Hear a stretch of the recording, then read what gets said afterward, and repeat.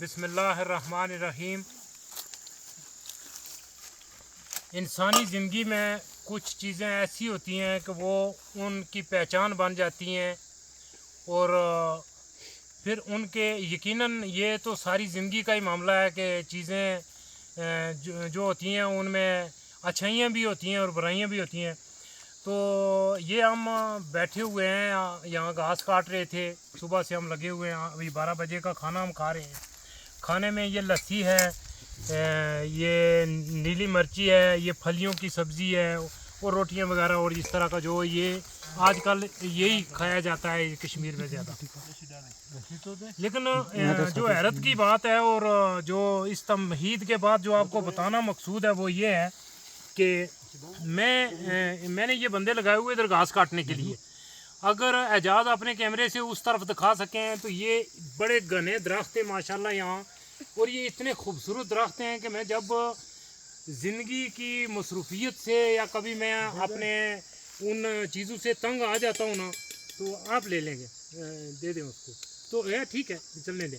तो मैं जब तंग आ जाता हूँ तो मैं आता हूँ, मैं इन दरख्तों से बातें करता हूँ, इन दरख्तों को मुखातब करके मैं तकरीरें करता हूँ यहाँ। ये मैं इन दरख्तों से ऐसे प्यार करता हूँ जैसे कोई मैं अपने बच्चों से प्यार करता हूँ ना, इसी तरह ये मुझे दरख्त प्यारे हैं। और हत्ता कि आप इधर एजाज दिखाएं, ये वो दुड़ूनी का दरख्त है, ये सूखे हुए भी दरख्त हैं तो मैं काटने नहीं देता। तो जो पैगाम देना मकसूद है वो ये है कि सुबह मैंने इनको भेजा घास काटने के लिए, और ये शरारत शबीर की किसने? फ्याज ने। फ्याज ने ये किया, ये फ्याज है। तो इसने ये किया है कि जितने तिम्बर के दरख्त से ना सबको काट के तो उसकी वो बड़ी बड़ी वो डांगें और सोटियां बना बना के मैंने आके देखा तो यकीन करें ना, मुझे यानी मैं बर्दाश्त नहीं कर सका उनको। अब मैंने आके पूछा फ्याज को, भाई ये आपने क्या किया है? तो कहता है भाई कि वो मैं ये बस एक दिन रह गया है, मैं उसकी तैयारी कर रहा हूँ। तो ये भाई इसको मजाक मजाक में, ये तिम्बर बहुत कीमती दरख्त है और नायाब किस्म का दरख्त है, और जिस बेदर्दी के साथ आपने एक साल में आज़ाद कश्मीर में इसको काटा है, ये लगाया नहीं जाता, ना इसका पौधा नर्सरियों में मिलता है, ये खुद ही उगता है और ये इतनी मुफीद चीज़ है। असल में तिम्बर है, ये इसकी चटनी बनाई जाती है और ये पंसार की दुकानों पे और अद्वियात में, और इसका बेशुमार इलाज मुआवजा होता है और मुख्तलिफ़ किस्म की जो बीमारियों पे ये काम आता है। बस ये गुज़श्ता 1.5-2 साल से जवानों ने इसको उसके बतौर डंडा के भी इस्तेमाल करना शुरू कर दिया, लेकिन उसकी भी हदूद क़यूद होती हैं।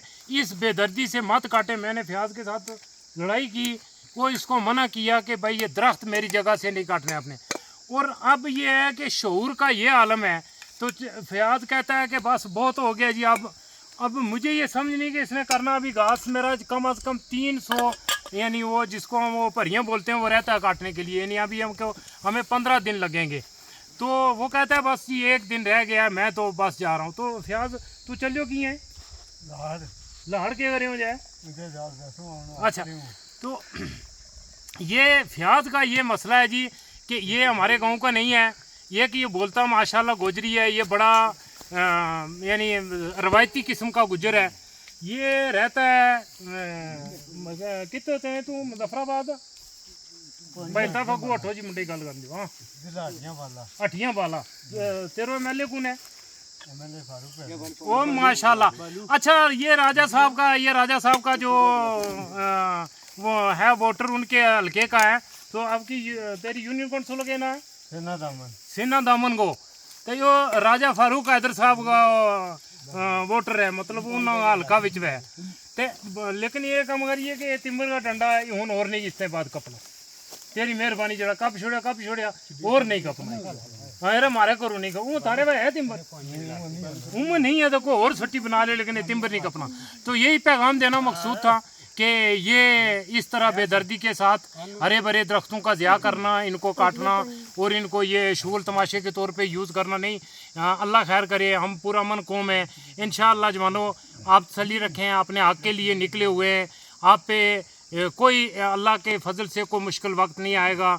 कश्मीरी अपने तदब्बर से, अपनी हिकमत से और अपनी फाहम व फरासत से इस मामले को हल कर लेंगे, और हुकूमत भी अक्ल व होश के से काम लेगी और इसको तशद्दुद की तरफ चीज़ों को हम नहीं लेके जाएंगे। इंशाअल्लाह इन चीज़ों को अमन की तरफ लेके जाएंगे और यहाँ अमन कायम होगा और लोगों को हुकूक दिए जाएंगे। और जो लोग मांग रहे हैं बहरहाल ये इनका हक है, ये इन्हें मिलना चाहिए। तो मैं इस तरफ तवज्जो दिलाना चाहता था और मैं पूरे आज़ाद कश्मीर में जवानों को यही पैगाम देना चाहता हूँ कि बस बहुत हो गया, अभी तिम्बर का और एक टहनी भी ज़ाया नहीं होनी चाहिए। वमा तौफीक इल्ला बिल्लाह।